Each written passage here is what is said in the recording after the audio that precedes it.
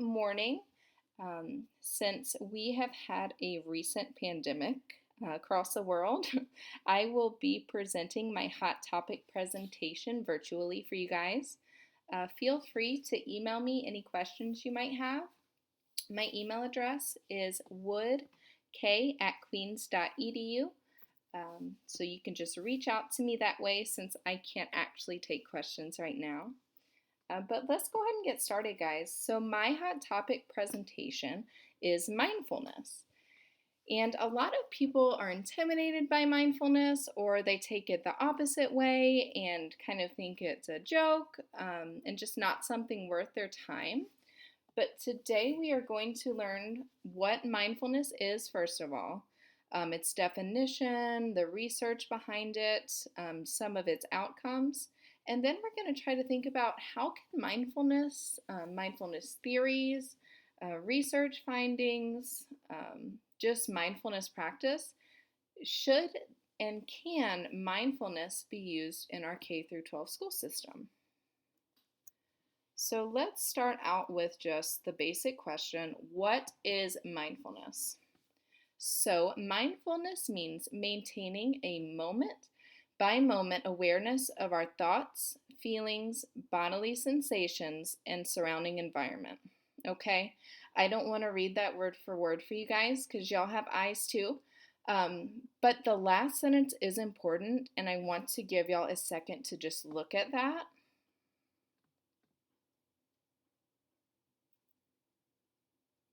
Okay, so from that last sentence, we see mindfulness kind of packs in a lot, right? It involves acceptance, our attention span, paying attention, and then it's actually just paying attention and respecting our own thoughts and feelings without judging them. So sometimes I'll think, oh, I really should buy a new car. But that sometimes isn't feasible, and then I'll judge myself based upon that feasibility.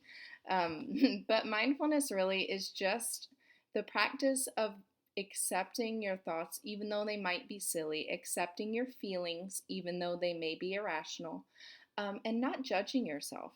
Be free with yourself. And I'm going to play this quick video before I explain this fun little symbol here. This video is it's about 3 minutes long. Here we go.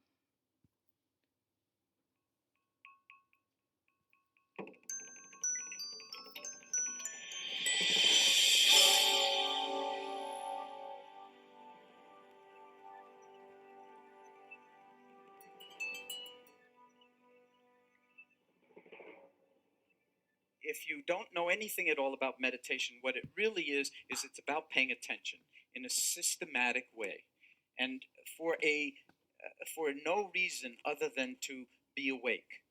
Because a lot of the time, if you pay attention to where your mind is at, it's not in the present moment. It's off someplace else, either in the future or in the past. You know all this. We spend huge amounts of time worrying and planning, and then being upset about what happened or what didn't happen in the present moment, which is the only time we have to create or to be in relationship or to love or to do anything. It gets kind of squeezed, and so we're blasting through our present moments to get hopefully to better moments at some point, whether it's the weekend or vacation in the Bahamas or whatever it is, where it'll all fall together. And then of course it doesn't, because it rains and the kids are cranky or sick or you can't go or whatever it is.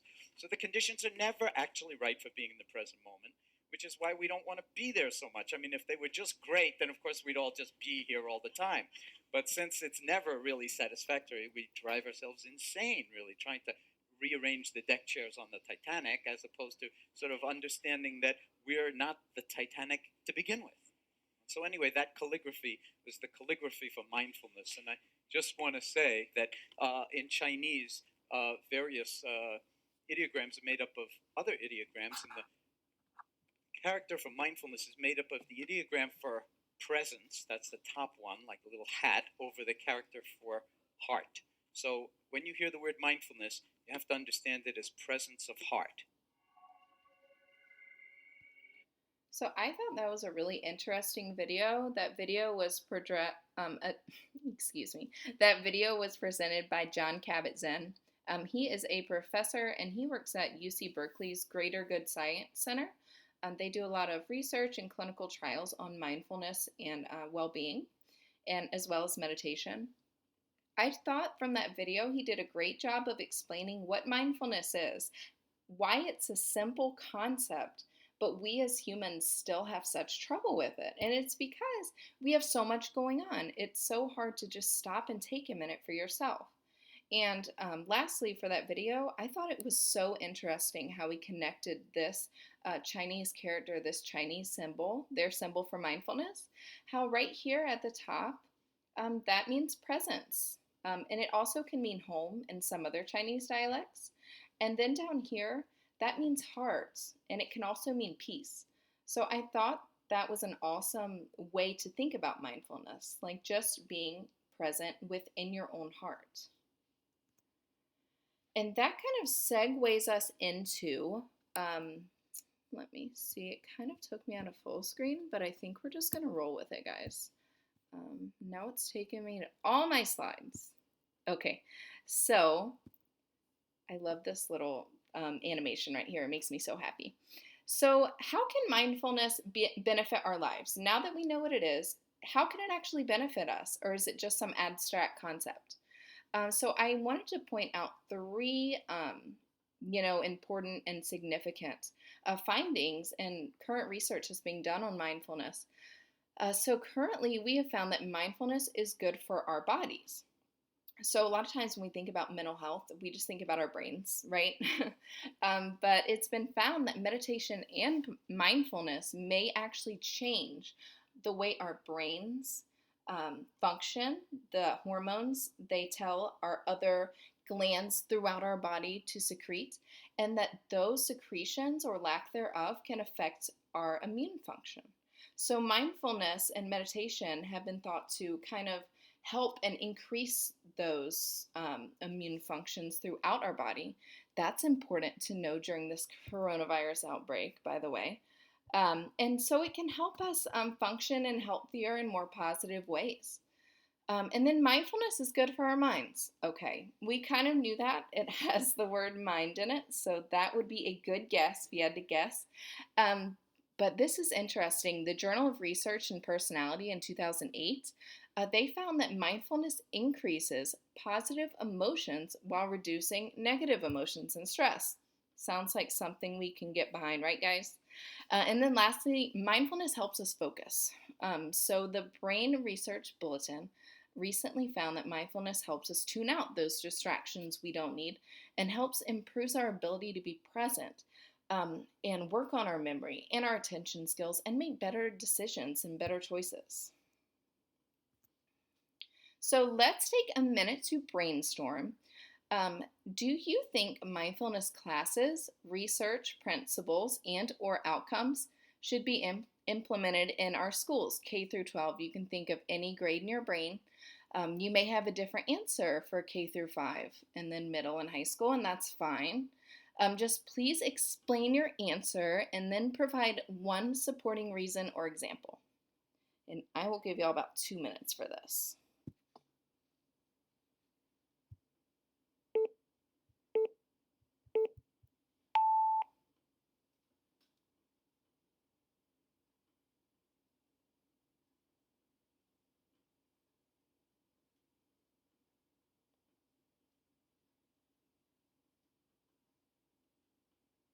So since I can't really walk around and monitor the room, I will just kind of talk randomly throughout your little 2-minute activity. Again, you can shoot me emails if you have any questions. But it's okay if you don't think mindfulness should be implemented. Just be able to tell me why.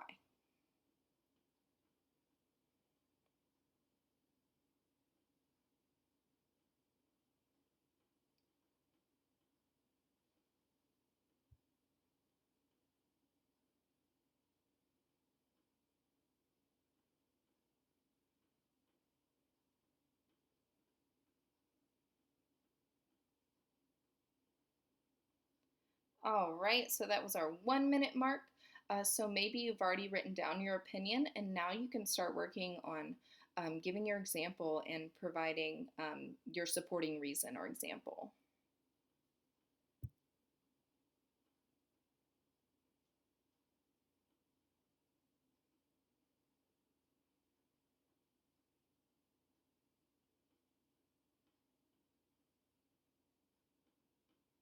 All right, guys, just about 30 more seconds. It's okay if you're not done, and these are your thoughts, so don't worry about it.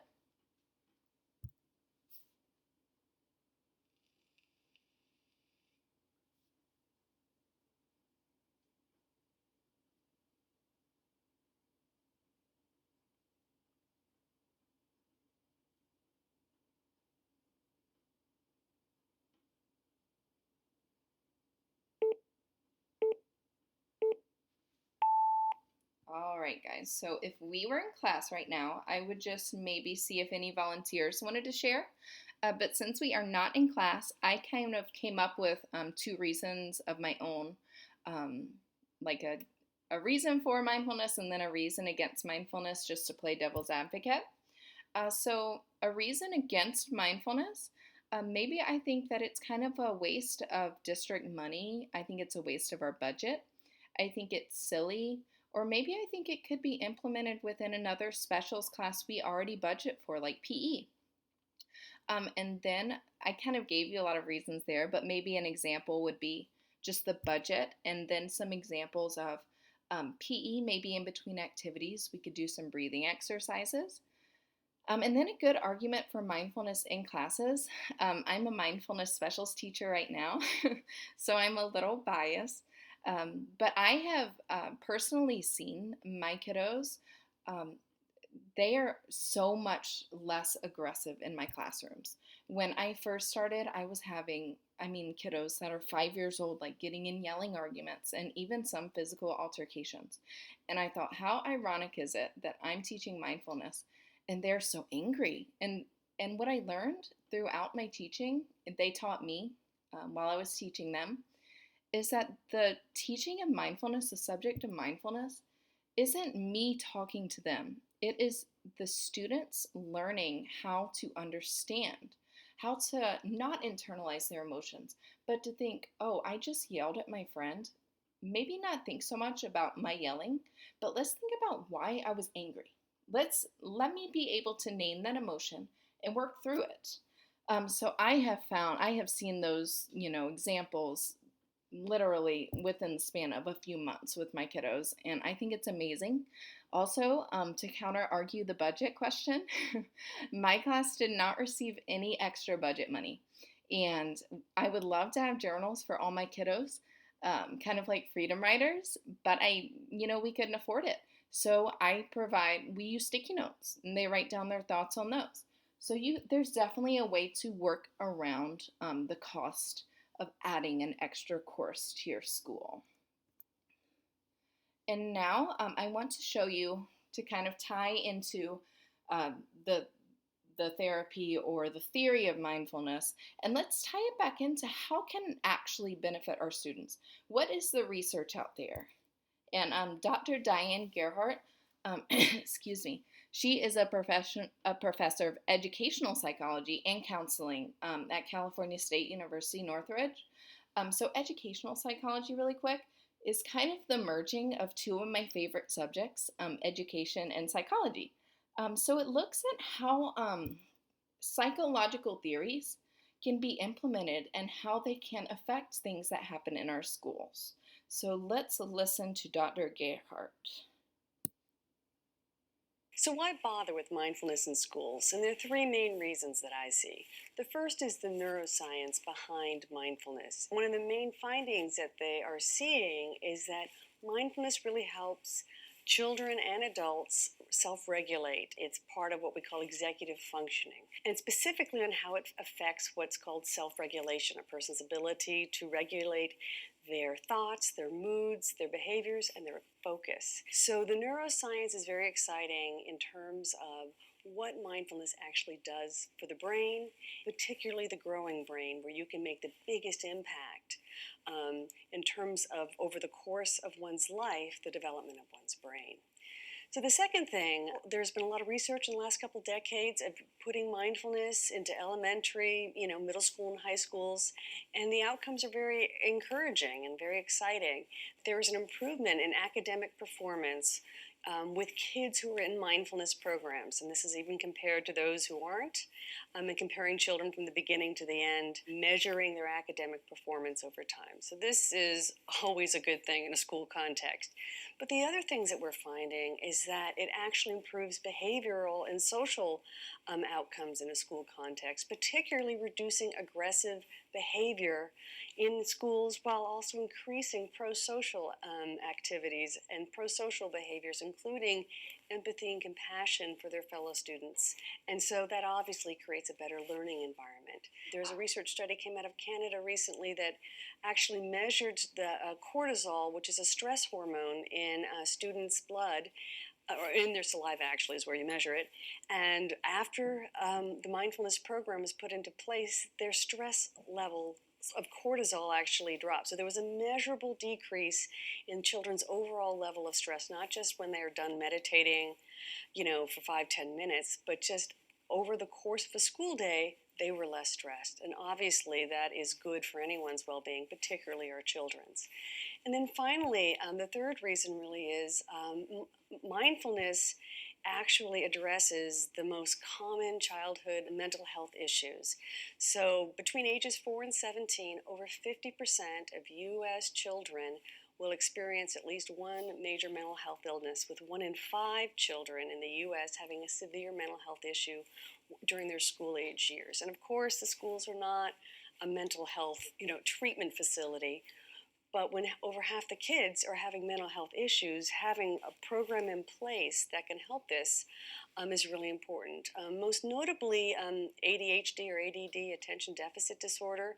Over 11% of U.S. children are actually diagnosed with ADD or ADHD, and 6.2% of U.S. children are actually on some form of ADHD medication.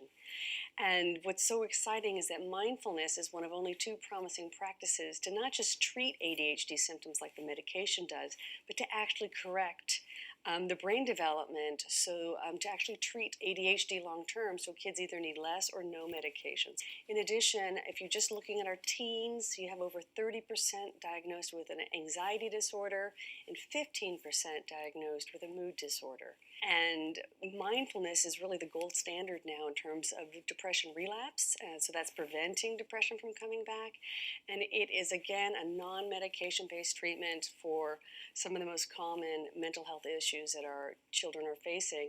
And even if your child doesn't have ADHD or depression or anxiety, the fact that the schools can help these children manage their emotions and their behaviors better benefits everyone in the entire school context and improves the learning environment for all the children.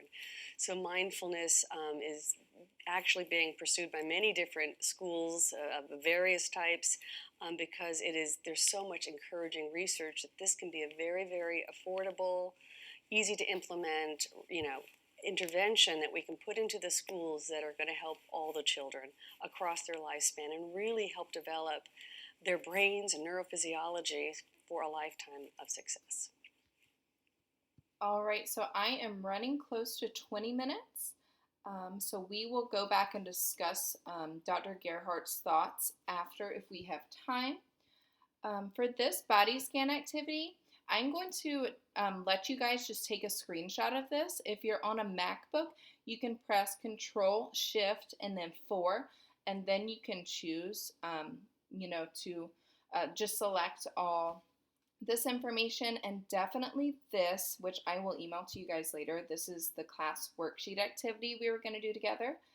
You see that this worksheet just it starts with the crown of the head. It lists your arms, goes down to your legs, and then it stops at your toes. So kind of head to toe. And this is a body scan activity. So this is something as a mindfulness teacher I used to start class with. You can also end class with this, even if you aren't a mindfulness teacher. Some of my clinical teachers incorporate these mindfulness type of activities. So whenever you're doing this by yourself, just be sure to give it your best because you're really just benefiting yourself. And you can click this video. I timed it for 3 minutes. And if you like, you can play that video and it plays relaxing and soothing music. So just our final thoughts. I will give you a second to read this quote, and then I will go back and just summarize that video since I kind of jumped ahead. So go ahead and read this quote.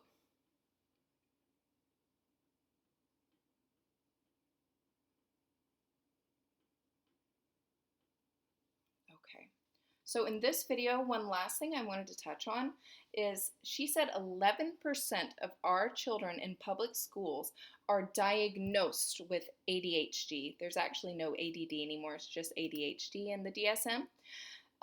But ADHD, if you've been in a school for probably 15 minutes, you're like, wow, more than 11% of these kiddos definitely have ADHD or something similar.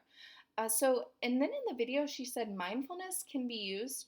A lot of times we like to think of it as a preventative measure, like building our internal selves so that we can deal with blows that may occur as we age. But in the video, Dr. Gerhardt, she explains that mindfulness now is being used as a treatment and as a tool for therapists and psychologists to treat these kiddos diagnosed with things like ADHD, anxiety, and even depression. So thank you so much, guys, for listening and bearing through my virtual presentation. Again, email me. My email's woodk@queens.edu if you have any questions or if you want to share your little body scan activity or your brainstorm activity. Thanks so much, guys.